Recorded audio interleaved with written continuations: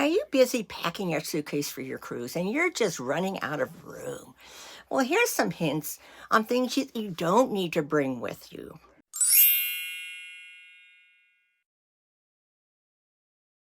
Hi, Grandma Bev here from Life with Grandma Bev, and I'm continuing with my cruise tips for the month of January. One thing that's difficult for everybody, even if you've been on a lot of cruises, is the packing, You always feel like you're not bringing enough. So you bring a bunch of stuff and then half the time you don't wear it all or use it all. And I'm going to give you some little hints on what you don't need to bring on the ship with you. Okay, number one is soap and other toiletries.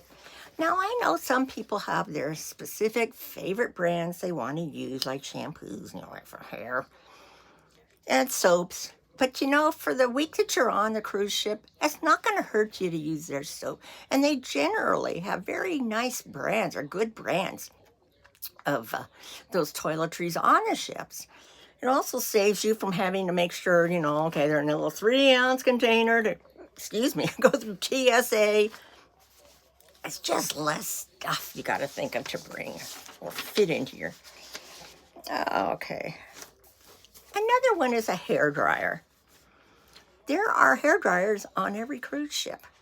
Now, I should backtrack a little and say not all, if you're going, ahead of time, you're staying in a hotel, not all hotels may have toiletries. You can check ahead of time to see if there's toiletries, if you need to bring like a little bottle for one day or two. And the same with hair dryers. Most places have hair dryers. You usually find them in the drawers, in different drawers. They're kind of hiding. They say, kind of a hide and seek, find me if you can. But there's always a dryer in there. And if there isn't, tell your room steward, and they'll find one and bring it to you to use. Now, I know I have a sister-in-law who's got to have her curling iron and everything. Well, you can bring your curling iron, I guess, but it may not work in the plug-in sock. I just go natural. Okay, clothesline. Most ships have a little clothesline in the shower or the tub, above the tub, those little ones that are connected in the wall, and you bring them out like that, a little zip line, and hook them on the other side, because you shouldn't need to dry clothes very often. It's mainly, like swimsuits or things like that. So you don't need to bring a clothesline. Which leads me to a dirty laundry bag. There's always bags or things in the cabin you can use. Even if you don't use them, it's used for the ship's laundry service, but nobody says you can't use it for dirty laundry that you're packing to take home. Just don't take the bag home if it's cloth and not plastic, or you'll be charged. Well, you could even bring just a flat plastic garbage bag, in your suitcase. They fit okay. I never have problems with the dirty laundry, with finding a plastic bag somewhere to use. Beach towels. Now, all the cruise ships generally have beach towels, and they're usually up by the pool. So you get them there. You'll find them stashed by the pool or handed out as you head off the ship. So if you're going off the ship to go to a beach excursion or something, they'll hand you one there. But make sure you don't keep it. Okay, I did that one. Let's see, that's 5. Oh, books. That's a hard one to tell you that you don't have to bring, because people do have favorite books or series that they're in the middle of reading and they want to bring a good one with them. But the ships do have libraries, so if you want to take a chance, you can always go in the library to get a book to read. Bring one with you to read on the plane stuff, and then if you finish that when you're on the ship, go check out the library. I have found books in the library on the cruise ship that I could read. Snacks. Well, my notes, of course, the experts say, no, you don't need to bring snacks. But I'm sorry. I always bring some snacks. First off, because on the plane, you got to snack on the plane. You got to bring some snacks. And sometimes late in the evening, I don't want to go out and get a heavy food item to eat. I just want like a little protein bar or something. So yeah, bring a few snacks. But it says here on my notes, there's one thing ships are loaded with, it's food. You will most likely be able to find something to eat any time of the day or night, including room service. And if you're concerned about random munchie snacks, you can always collect a stash of cookies from the buffet. I've done that. So use your own judgment.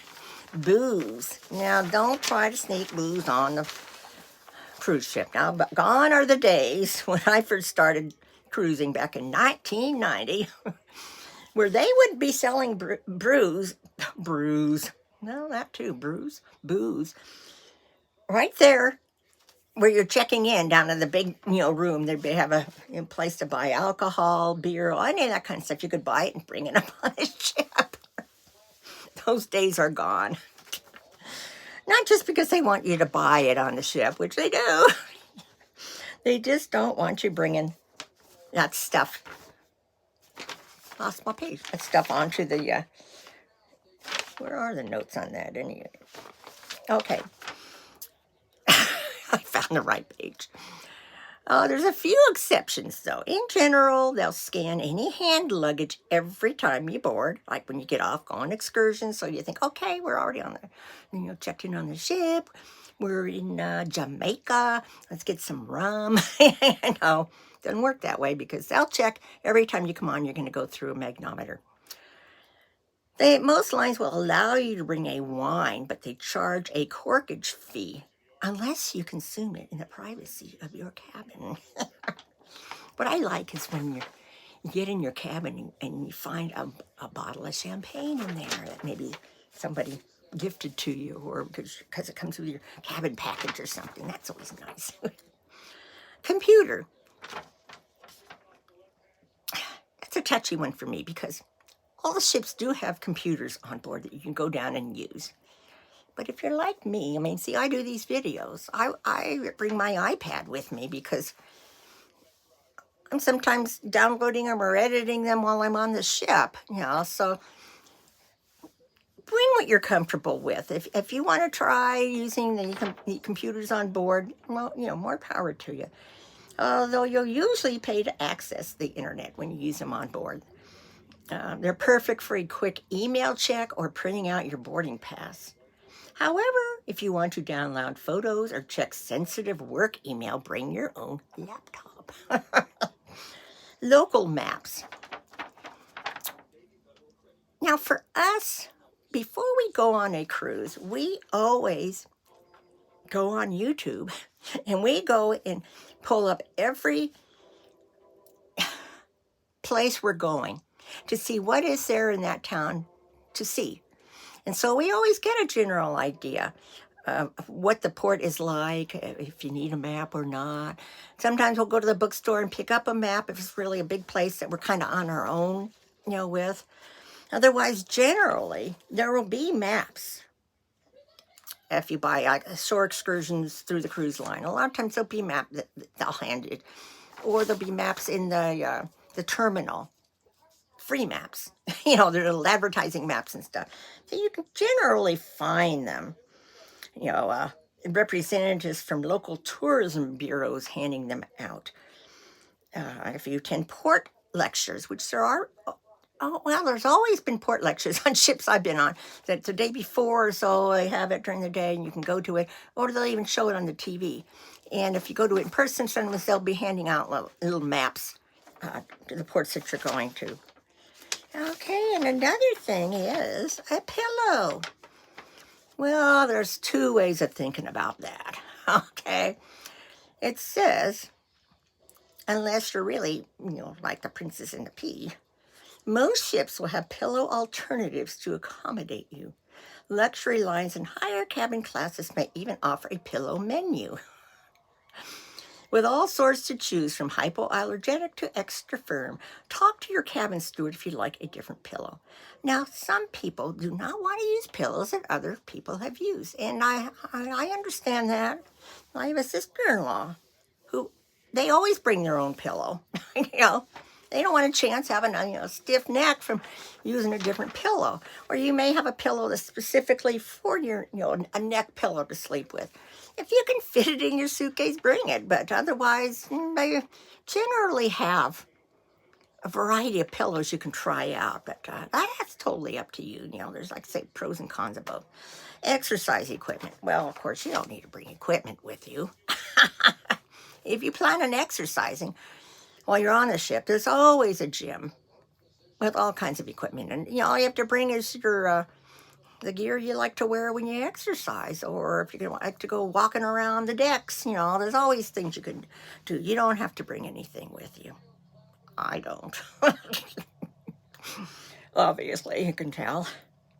So I think that'll do it for any ideas I have. Let me see. What else? I don't know. I watch a lot of videos of people showing what they pack, and I think, why are they bringing all that stuff? They won't use it more than likely. So I suggest that you do the same thing and watch some YouTube videos and see what people are showing, what some people need, because different people have different likes or things they want to do when they're in port. So watch some of those videos. I especially recommend Travel Tips by Laurie. And she's real good with packing. What was the other one? Life Well Chosen.